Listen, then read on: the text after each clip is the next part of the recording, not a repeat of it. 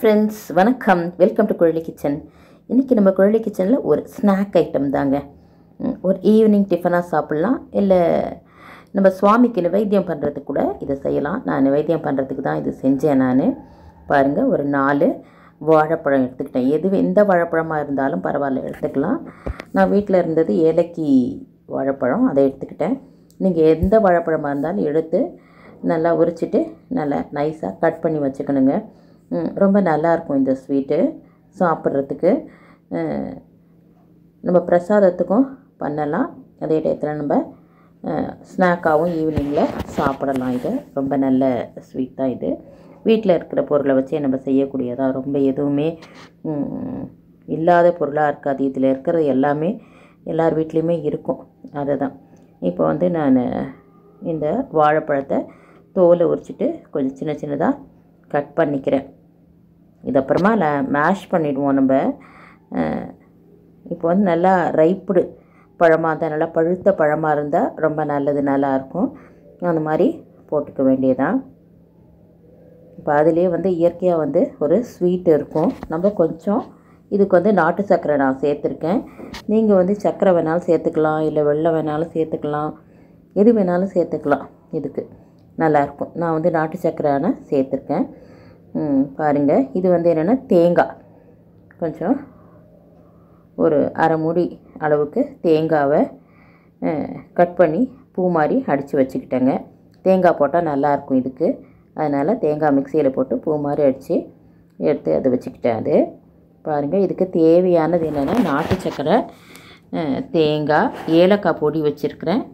அவ்வளோதாங்க இதில் வச்சுருக்கிறேன். நான் வாழைப்பழம் கட் பண்ணது. இது என்னென்னா ரவா, ஒரு அரை கப்பு ரவா நான் எடுத்து வச்சுருக்கேன். அவ்வளோதான். இப்போ இதை வச்சு தான் பால் காய்ச்சின பால் 1 டம்ளர் எடுத்து வச்சுருக்கிறேன். நான் நீங்கள் பச்சை பால் கூட ஊற்றி செஞ்சுக்கலாம். ஆனால் காய்ச்சின பால் தான் நல்லது. நான் காய்ச்சின பால் தான் வச்சுருக்கேன். நெய் ஒரு 2 டீஸ்பூன் போட்டுட்டு இந்த பனானா பீஸ் எல்லாம் அதில் போட்டு நல்லா வதக்கிக்கணும். நல்லா ரோஸ்ட் ஆயிடணும். அதில் நெய்யிலேயே கொஞ்சம் நல்லா வதங்கிடும். அது நல்லா டேஸ்ட்டாக இருக்கும். அது நெய்யில் வதக்கிட்டு இந்த ரவா எடுத்து வச்சுருக்கோம் இல்லைங்களா, நம்ம கேசரிக்கெலாம் பண்ணுவோம். ஃபஸ்ட்டு நெய்யில் வறுத்துட்டு அதுக்கப்புறமா நம்ம தண்ணியில் வேக போடுவோம். அதே மாதிரி தாங்க இது நான் செஞ்சேன். இதில் அப்படியே வதக்கிட்டு பாலை ஊற்றிட்டு வேக வச்சிடலாம். நல்லா வெந்துடும், அதுலேயே பாதி வெந்துடும். பாருங்கள், இந்த நெய்யில் வறுக்கும் போதே பாதி வெந்துடும். அது திரும்பி நான் 1 டம்ளர் பால் எடுத்து வச்சுருந்தேன், அதை எடுத்து ஊற்றிப்பேன். ஊற்றிட்டு நல்லா கிளறும்போது ரவாயும் வந்துடும், பாதி முக்கால்வாசி வந்துடும். எல்லாம் இது நம்ம கிளறிட்டு இதை சாப்பிட்டாலே வெந்த மாதிரி தான் இருக்கும். நம்ம கேசரிலாம் செய்கிறோம் இல்லையா, அது மாதிரி தான் இருக்கும்.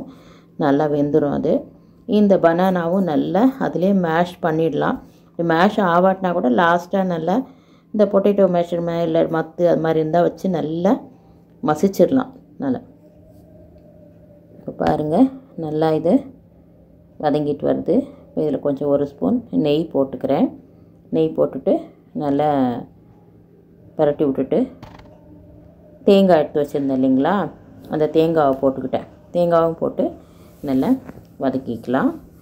ஒரு 2-3 பரட்டிட்டு இப்போ நாட்டு சர்க்கரை எடுத்து வச்சுருந்தேன் பாருங்கள், அதையும் போட்டுக்கலாம்.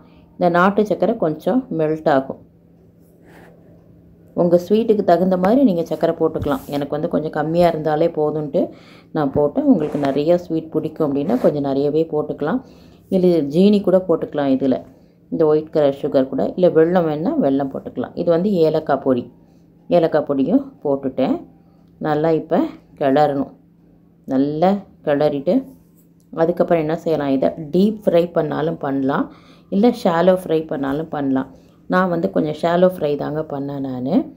பாருங்கள், இது நல்லா ஃபஸ்ட்டு இந்த சூட்லேயே மெல்ட் ஆகும் இந்த நான் போட்ட நாட்டு சர்க்கரை. இப்போ இதை நல்லா நான் பொட்டேட்டோ மேஷர் வச்சு கிளறி விட்டுக்கிறேன். ஏன்னா அந்த பனானாலாம் நல்லா மிக்ஸ் ஆனால் தான் டேஸ்டியாக இருக்கும்.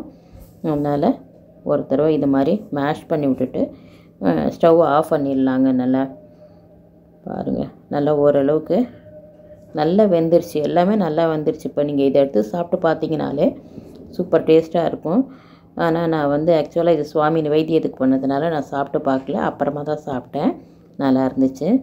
இப்போ இதெல்லாம் மேஷ் பண்ணிவிட்டு கொஞ்சம் சூடு ஆறட்டுன்னு வச்சுட்டு இப்போ ஆஃப் பண்ணிடலாம். ஸ்டவ்லாம் ஆஃப் பண்ணிவிட்டு கொஞ்சம் சூடு கை பொறுக்கிற பதம் வந்துச்சுன்னா இதை பால் பாலாக பிடிச்சிடலாம். நம்ம பால் பாலாக பிடிச்சிட்டு இப்படி எண்ணெய் நிறைய போட்டு கொஞ்சம் முந்திரி பருப்பு போட்டுக்கிட்டோங்க, கொஞ்சம் நல்லாயிருக்கும் சாப்பிட்றதுக்கு. அப்படின்றதுனால முந்திரி பருப்பு போட்டு அது வறுக்கும்போதே நல்லா பொரிஞ்சிடும் அது. இப்போ பாருங்கள், கையில் கொஞ்சோண்டு எண்ணெய் தடவிட்டு இது மாதிரி பால் பாலாக பிடிச்சி எண்ணெயில் போட்டு எடுத்துடலாம். இல்லை அந்த குழி பணியார கல்லில் போட்டு கூட நெய் போட்டு எடுக்கலாம். நான் வந்து சும்மா இது சாம்பிளுக்கு தான் 2 பொரிச்சு காமிச்சேன். இப்போ இந்த குக்கி கட்டர் இருந்துச்சு, அதனால நான் இந்த குக்கி கட்டரில் அப்படியே கட் பண்ணி ஷேப்பாக இருந்தால் நல்லா இருக்குமேன்னு சொல்லிவிட்டு நான் கட் பண்ணி வச்சுட்டேன். நீங்கள் பாலாகவும் பிடிச்சிக்கலாம், எப்படி வேணாலும் செஞ்சுக்கலாம். நம்ம அப்படியே எண்ணெயில் போட்டு பொரித்து எடுத்துடலாம், ரொம்ப நல்லாயிருக்கும். நான் டீப் ஃப்ரை வேண்டான்னு சொல்லிவிட்டு கொஞ்சம் ஷாலோ ஃப்ரை தான் பண்ணியிருக்கேன். நான் வந்து கொஞ்சம் நெய் சுற்றி ஊற்றிட்டு நெய்யிலே தான் பண்ணேன் நான். நீங்கள் இது எந்த மெத்தடில் வேணாலும் நீங்கள் பண்ணிக்கலாம். டீப் ஃப்ரை பண்ணலாம், எண்ணெய் நிறையா வச்சுட்டு எண்ணெயில் அப்படியே பொரித்து எடுத்துடலாம். ரொம்ப டேஸ்டியாக இருக்கும். நல்லா ரவா இருக்கிறதுனால கிறிஸ்பியாகவே இருக்கும்.